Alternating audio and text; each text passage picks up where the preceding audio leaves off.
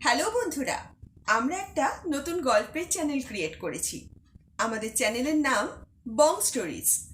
এখানে নতুন নতুন গল্প শোনার জন্য আমাদের চ্যানেলটিকে সাবস্ক্রাইব করে পাশে থাকা ছোট্ট বেল আইকনটি প্রেস করে রাখো আমাদের গল্পের নোটিফিকেশন পাওয়ার জন্য। আমাদের গল্প লেখা ও বলার প্রয়াস যদি তোমাদের ভালো লাগে তাহলে অবশ্যই লাইক করো ও শেয়ার করে দিও, আর কমেন্ট করতে ভুলো না যেন। আমাদের চ্যানেলের লিংকটি নিচে দেয়া রইল।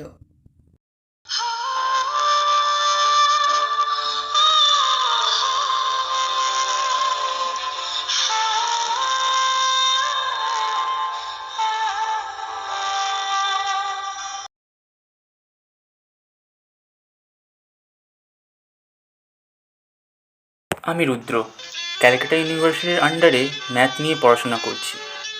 আমার এখন মাস্টার্সের ফাইনাল ইয়ার। আমি 1 বছর যাবৎ একটা মেয়েকে ফলো করছি। মেয়েটির নাম হলো অহনা। অহনা আর আমি একই ইয়ারে পড়াশোনা করতাম, তবে অহনা ইংলিশ ডিপার্টমেন্টে পড়তো। অহনাকে এক নজর দেখার জন্য আমি ইংলিশ ডিপার্টমেন্টে যেতাম, শুধুমাত্র একটিবার তার দেখা পাওয়ার জন্য। অহনাকে এক নজর দেখলেই আমার হৃদয়ে অনেক প্রশান্তি মেলে। একদিন মনে অনেক সাহস নিয়ে অহনাকে প্রপোজ করেই বসলাম। আমি তোকে কিছু কথা বলতে চাই, তুই কিভাবে নিবি আমি তা জানি না, তবে আমি এই কথাগুলো আর নিজের মধ্যে চেপে রাখতে পারছি না, তাই আজকে তোর সামনে এসে দাঁড়িয়েছি। বল, কি বলতে চাস? আমি তোকে অনেক দিন যাবৎ ফলো করছি। আমি তোকে সত্যি সত্যি অনেক ভালোবেসে ফেলেছি রে। তোকে ছাড়া আমার আর কিছুই ভালো লাগে না। তোকে এক নজর দেখার জন্য বারবার তোর ডিপার্টমেন্টের সামনে আসি। তুই ভালোবাসিস আমাকে? আমাকে মানে এই অহনাকে? আমাকে ভালোবাসার কোনো যোগ্যতা আছে তোর? নিজের চেহারা কোনোদিনও দেখেছিস আয়নায়? পুরো বাদরের মতন লাগে, আর এসেছে নাকি আমাকে প্রপোজ করতে। হয়তো আমার চেহারা খুব একটা ভালো নয়, হয়তো আমি একটা মধ্যবিত্ত পরিবারের ছেলে, কিন্তু আমাকে একবার ভালোবেসে দেখ, তোর জন্য আমি নিজেকে বদলে ফেলবো। আমি কিছু একটা করে দেখাবো। শোন, এইসব ফিল্মি ডায়লগ না ছাড়, এগুলো সব না মুভিতেই হয়। লাইফে সুখী হতে গেলে জানিস কি লাগে? প্রচুর টাকা। আর তোদের মতন মিডল ক্লাস ছেলেরা এসব কি বোঝে? প্লিজ আমার একবার কথা শোন। আমি কথা দিচ্ছি তোকে, আমি অনেক বড় কিছু করে দেখাবো। তোর কোনো কিছুরই অভাব রাখবো না, শুধু আমাকে একবার বিশ্বাস করে দেখ। শোন, আমার পিছু করা ছেড়ে দে। তোর সাথে আমার কোনো ক্লাসই মেলে না। তুই বরং নিজের ক্লাসের কাউকে খুঁজে আন। কিন্তু আমি শুধু তোকেই চাই, তুই একবার আমাকে ভালোবেসে দেখ, পুরো পৃথিবীটা তোর পায়ের নিচে এনে দেবো। এই শোন প্লিজ, তুই কেন সোজা কথা বুঝিস না বলতো? তোদের মতন এইসব মিডল ক্লাস ছেলেদের কোথায় প্রবলেম জানিস? তোরা সব সময় না বড় বড় স্বপ্ন দেখিস, কিন্তু স্বপ্ন পূরণ করার মতন তোদের কোনো ক্ষমতাই নেই। আমি তোর এই ধারণা একদম পরিবর্তন করে দেখাবো। এরপর অহনা উচ্চস্বরে চেঁচামেচি করতে লাগলো। আশেপাশে অনেক লোক জড়ো হয়ে গিয়েছিল, তবুও সে আমাকে অপমান করেই যাচ্ছিল। আর কখনো যদি তোকে না আমি আমার চোখের সামনে দেখেছি, তাহলে কিন্তু পুলিশের কাছে গিয়ে কমপ্লেন করে আসবো। হ্যারাসমেন্টের এমন কেস দেব না, তখন আমাকে প্রপোজ করার মজা বুঝতে পারবি, বুঝেছিস? আমি অনেক কষ্ট পেলাম, তবুও অহনাকে কিছুই বললাম না। শুধু এতটুকুই বললাম, একদিন তোকে আমি এর ঠিক উত্তর দেব। তোকে আমি দেখিয়ে দেব আমি কিছু করতে পারি, কিন্তু সেদিন হয়তো তুই আমার প্রিয়জন হওয়ার যোগ্যতা অর্জন করতে পারবি না। সেদিন তোকে অনেক আফসোস করতে হবে। আরে যা যা, তোর মতো কতজনকে দেখেছি, দুবেলা দুমুঠো খাবার জোটে না, আবার এসেছে আমার সাথে প্রেম করতে। দুদিন পরে না এইসব ভূত এমনিই মাথা থেকে নেমে যাবে। সেদিন আমি বুক ভরা আশা নিয়ে অহনার সামনে দাঁড়িয়েছিলাম, কিন্তু এতটা আঘাত পাবো তা কখনো কল্পনা করতে পারিনি। সেদিন আমি অনেক কেঁদেছিলাম, কিন্তু দিনের শেষে চোখের জল মুছে নিয়ে আমি নিজেকে প্রতিষ্ঠিত করার জন্য উঠে পড়ে লাগলাম। নিজের সর্বোচ্চ চেষ্টা করলাম। এর ঠিক 5 বছর পর পরিস্থিতি একদম উল্টে গেল। আমি বিয়ে করার জন্য পাত্রী দেখতে গেলাম।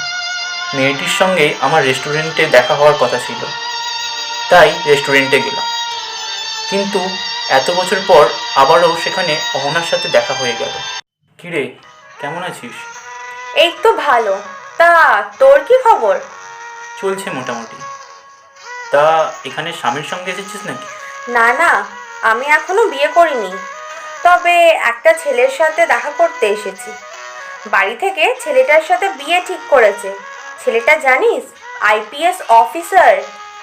ও আচ্ছা, তুই কখনো ছেলেটাকে দেখেছিস? না, এখনো পর্যন্ত তো দেখিনি। তবে দেখা করতেই আজ এখানে এসেছি। তা তুই এখানে কাজ করিস নাকি? অহনা ভাবছে আমি এখানে ওয়েটারের কাজ করি, তাই আমি আর নিজের পরিচয়টা ওকে দিলাম না। আমি নিজেকে ওয়েটার হিসাবেই পরিচয় দিলাম। হ্যাঁ, আমি এখানে একটা ছোটোখাটো কাজ করি। ও, আমার উড বি হাজব্যান্ড এসে যদি তোকে আমার পাশে দেখে, তাহলে না আমাকে সন্দেহ করবে। আর তুই হচ্ছিস সামান্য একটা ওয়েটার। তুই এখন এখান থেকে যা প্লিজ, না হলে ছেলেটা এসে আমাকে খারাপ ভাববে। আসলে অহনার চরিত্র ঠিক আগের মতোই রয়ে গেছে, একটুকু পরিবর্তন হয়নি। ওর সুন্দর চেহারার আড়ালে রয়ে গেছে এক কুৎসিত মন। মানুষ বড়ই অদ্ভুত। আজকে সুন্দর চেহারা আর টাকার গরমে অহনা আমাকে সামান্য ওয়েটার বলছে। তা যাই হোক, এরপর আমি সেখান থেকে কেন এসেছি সেই বিষয়ে কিছুই বললাম না। আচ্ছা ঠিক আছে, আমি চলে যাচ্ছি। এরপর আমি অন্য একটা টেবিলে গিয়ে বসলাম। রেস্টুরেন্টে অনেকেই ছিল, তাই আমি বুঝতে পারছিলাম না আমি যার সঙ্গে দেখা করতে এসেছি সে কে। কিছুক্ষণ পরে আমি মেয়েটিকে ফোন করলাম। হ্যালো, কোথায় আছেন আপনি? এই তো, আমি অনেকক্ষণ ধরে আপনার জন্য রেস্টুরেন্টে এসে বসে আছি। আপনি কোথায়? আমি বুঝতে পারলাম আমি যে মেয়েটির সঙ্গে দেখা করতে এসেছি সে আর কেউ নয়, অহনা। নিয়তির কি খেলা দেখুন! যেই অহনা অনেক দিন আগে আমাকে রিজেক্ট করে দিয়েছিল, আজকেও অপমান করলো, সে এসেছে আমার সঙ্গে দেখা করতে। আমি এখানে তো পেছনে, আমি সেই ছেলে যার সঙ্গে তুই দেখা করতে এসেছিস। হোয়াট? আমি নিজেও জানতাম না আজকে তোর সঙ্গে দেখা করতে আসবো বলে। তোর বাবা মা আমাকে তোর জন্য পছন্দ করেছেন। আর হ্যাঁ, আমি একজন আইপিএস অফিসার। তুই একজন আইপিএস অফিসার? হুম, আমি একজন আইপিএস অফিসার। ভাগ্যের কি খেলা দেখ, একটু আগেও তুই আমাকে ওয়েটার বলে অপমান করলি, আর এখনও সব কিছু পরিষ্কার হয়ে গেল। তবে এখন আর আমি তোকে বিয়ে করতে চাই না। তোর সুন্দর চেহারা হতে পারে, কিন্তু মনটা অত্যন্তই কালো। তোর এই সুন্দর চেহারার আড়ালে রয়েছে এক নিকৃষ্ট মন। আসলে না, আমি না বুঝতে পারিনি। নিজের অজান্তে ভুল করে ফেলেছি। কিছু মনে করিস না প্লিজ। আমি আর কি মনে করব? তোদের মতো মেয়েদের কাছে ক্লাস, স্ট্যাটাস আর টাকাই সব। তার জন্য তোরা সব কিছু করতে পারিস। আজকে আমার কাছে টাকা আছে, সম্মান আছে, সমাজে একটা পরিচয় আছে। এক সময় আমার কাছে কিছুই ছিল না, তখন তুই আমাকে অপমান করেছিলিস। সেই দিন থেকেই আমি ঘুরে দাঁড়িয়েছিলাম, তাই আজকে আমি একজন আইপিএস অফিসার। শোন না, আমাকে ভুল বুঝিস না প্লিজ। তুই কখনোই চেঞ্জ হবি না। তোকে বিয়ে করলে আমি কখনোই সুখী হতে পারবো না, কারণ তুই আমাকে ভালোবাসিস না, ভালোবাসিস আমার টাকাকে। এরপর আমি অহনার সামনে থেকে চলে আসলাম। আসলে বন্ধুরা, ভালোবাসতে হয় ভালোবাসার মতো মানুষকে। আমি অহনাকে ভালোবেসে ভুল করেছিলাম, কিন্তু ওকে বিয়ে করে আর দ্বিতীয় ভুলটা করতে চাই না। কারণ জীবনে সুখী হতে গেলে খুব বেশি টাকা পয়সা মান সম্মানের দরকার হয় না, দরকার হয় একজন ভালোবাসার মানুষের, যে সব সময় আপনার পাশে থাকবে, সুখে দুঃখে হাত ধরে রাখবে। জীবনে যদি সুখী হতে চান তাহলে ভালোবাসার সন্ধান করুন, সম্পদের না। কারণ সম্পদ একদিন ফুরিয়ে যাবে, কিন্তু ভালোবাসা কখনোই ফুরোবে না।